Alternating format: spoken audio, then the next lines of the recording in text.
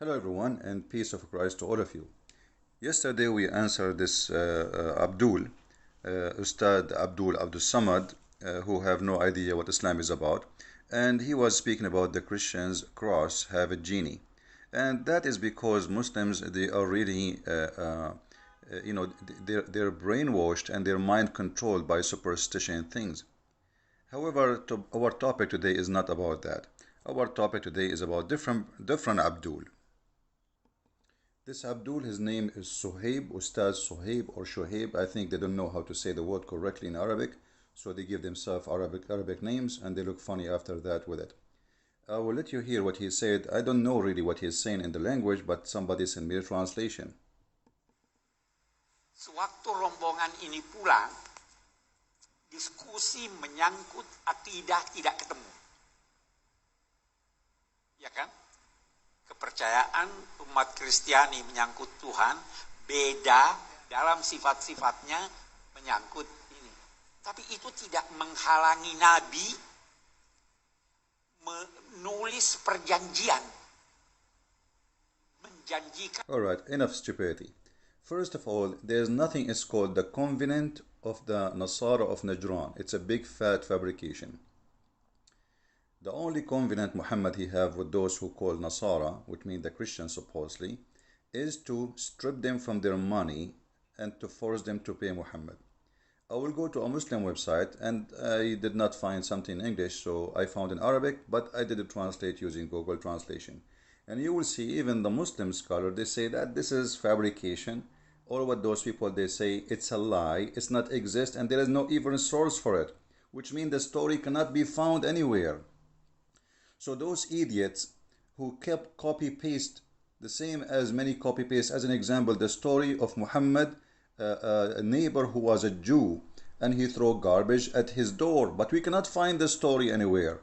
The same as the story of Muhammad, he went in a cave and a spider, he made a spider web, and he protected him from the infidels. But we cannot find the story. Those are stories, nobody knows where they are coming from. It's stupid, it's false. Let us go to Islamic official website and see what they say about this false story. This is Islam Web Net, very well known, and this is a translation from the Arabic fatwa, fatwa number 308620, as you see in front of you in the screen. All right, I'm highlighting that for you. So this is the fatwa number, you can check it out. A person, he quote exactly what that idiot in the video was saying, that the Prophet, he did this with the Christians, he treated them nice, blah, blah, blah, blah, blah, blah. This is not true. Absolutely false. And this is even against the Quran. So you will see here this guy is asking, did the Messenger of Allah, peace upon him, wrote this document to the Christians of Najran, etc. And I'm going to leave a link down so you can read it yourself.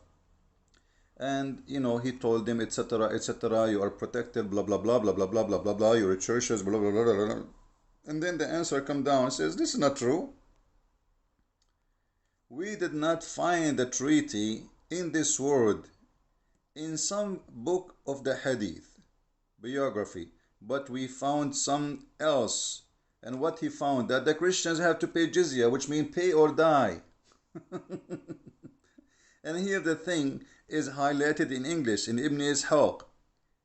And funny, if you say to Muslims Ibn Ishaq, they say, oh, we don't accept Ibn Ishaq. But suddenly they take stories. It exists nowhere. Even what you see from those videos is this story in the top. But we cannot find this story. The story is that the Christians of Najran, they paid jizya. And what is jizya? Jizya is a penalty. And we'll explain it to you from the Quran.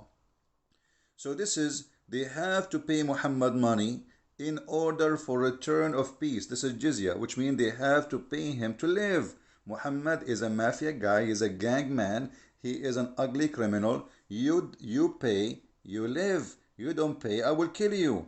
And here this is what is in Ibn Ishaq. But still, by the way, we cannot find this like in Sahih al-Bukhari, etc. But even here, the truth is that they have to pay in order to live.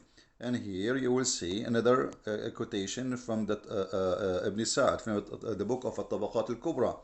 Same is saying the same, that you have to pay me, etc., from your fruit, from your money, from etc., from your horses or from animals. and if I send you my messengers, you have to feed them, you have to arm them, you have to give them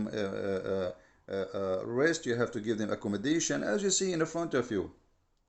So what they say is absolutely false. So look at this. And they have to give Muhammad, when he sent, each time he sent his messengers to Muhammad, to them, they have to give them etc. They have to host them for etc. days, all for free. They have to give them armors and horses. They have to give them all those things, and this is just by enforcement. This is not a covenant. You see, when you say covenant, it says, okay, we have peace between us. This is not what they are saying. Muhammad, he force rules, pay or die. Let us go to the Quran and get them busted. So first of all, this is Treaty of Najran is a fabrication. Let us go to the Quran. This is Muhammad book saying that anyone is not Muslim is filthy, dirty. So how they say to us, he treat them nice, and he was nice to them when he is teaching his followers that we are najas. Najas is not, it's mean you are not just dirty, which means no shower can clean you. You are filthy. Inside you are filthy, inside out. So we are forbidden. There is no go zone, which means Muhammad and Islam believe in the same as when the white people treat the black people, no go zone. If you are a black person, you cannot take this bus because this bus is only for the white. This is the filthy teaching of Muhammad. The truth is in front of you. So if you are a non-Muslim, you are filthy. You cannot take our bus. And until now, there is signs in the highway in Saudi Arabia says Muslims only. Why? Because non-Muslims are filthy, dirty. As you see in front of you in the screen, non-Muslim goes from here. Muslims, they go from here. And actually, if you are a person who live in Saudi Arabia, they will give you a color of a brown for your residency. If you are a Muslim, they will give you, if you are not a Muslim, they will give you brown. If you are a Muslim, they will give you white because you are the clean one and non-Muslims are the dirty one. So what they are talking about, let us see what the Quran and how Islam understand treating the Christians. First we go actually from Muhammad. Muhammad, he said, because he's a very nice man, he was very good to the Christian of Najran. If you see a Christian in the street, you have to spit in his face and you have to force him to walk in the sewage. And not only that, you have to harass him, humiliate him. Let us read together. After Muhammad, he made an order that no non-Muslims can go to Mecca. Muslims, they say, okay, we will get poor now because nobody will do business with us. We became like a bunch of crazy people who they are fighting everybody, hating everybody, and nobody will come to Mecca. You just forbid everyone from coming to Mecca. So how we will do now? He says, oh, hold on. Allah told me this. If you fear that you are going to be in a poverty, so if you fear you are going to be in poverty, okay, what if, so they fear it already. So what the solution? Go and attack and kill the Christians and take their money. وَإِنْ خُفْتُمْ عِيلَةً فَسَوْفَ يُغْنِيكُمُ اللَّهُ. If you are afraid of poverty, Allah will make you rich. But how Allah will make them rich? Read carefully. Right away he says, go and force them to pay you the money and feel themselves subdued. Who? The Christians, jizya, as you see. So, and feel themselves subdued. Ayah means that this will be a compensation for the closed market that you forced would result.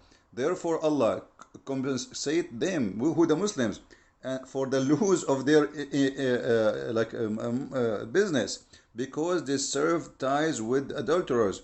By the jizya they earned from the people of the book. You see how he treated us nice? So the Muslim now, their life depend on us. They do have no job, they have no work, they just fight, they are warrior, they are thieves. And now if we could not find money? No worry, we will attack the Christians, we will force them to pay jizya, and those money from the people of the book, you will live from it. So they became officially a bunch of thieves. And here you will see Muhammad saying the following, and I'm just reading as you see what it says here. This is not my own fiction or creation. They say to us the covenant of Najran, but Muhammad, he said, as you see, which is false, there doesn't exist, that Muhammad says, go and kill, fight against those who believe not in Allah. From who? From the Christians, which means those who don't believe in Muhammad, they have to be either killed or they have to pay money from among the people of the scriptures. Because why? They did not acknowledge Muhammad as a prophet until they pay jizya with willing as submission, as you see. So Muhammad, he came with this excuse. It was not really his target to fight the Christian in the beginning, but because, as you see, the Muslim now, they fear poverty. So he wanted to, okay, we want to cover the poverty which is happening now because we forbid people from coming to Mecca. So he made an order to attack and kill the Christian to steal their money. And if you are a Christian and you want to live, well, you have to pay us. And not only you have to pay us, because some Muslim, they will say to you, oh, this is just a tax. Don't you pay tax? Read carefully. This tax is not a tax. It is a jizya, which means die or pay. And not only die and pay, you have to pay it and you have to be subdued. You have to be humiliated because you refuse Islam. Read carefully here. I'm going to post the link for this too, so you can read and laugh at those who lie to you. Say the Prophet, he made a covenant with the Christian. Well, here we will see the real covenant with the Christians. Here we go. Let us see here. I will go down a little bit. Until they pay the jizya. If they do not choose to embrace Islam, because Muhammad, it says fight them. Okay, fight them, we conquer them. Then we offer them one of two. Either you embrace Islam or you pay a jizya and you live like a dog. Am I saying that from my own? No, read carefully. With willing submission and defeat. Here it says, and feel themselves subdued, disgraced, humiliated. Do you see it, my friend? Are you blind?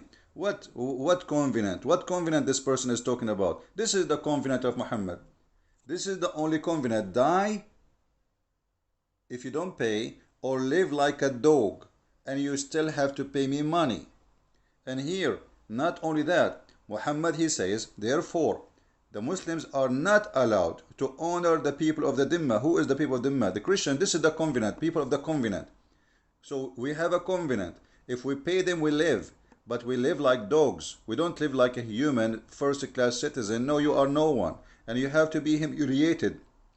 And this is why people of the Dhimma are not allowed to be elevated. Muslims cannot elevate us.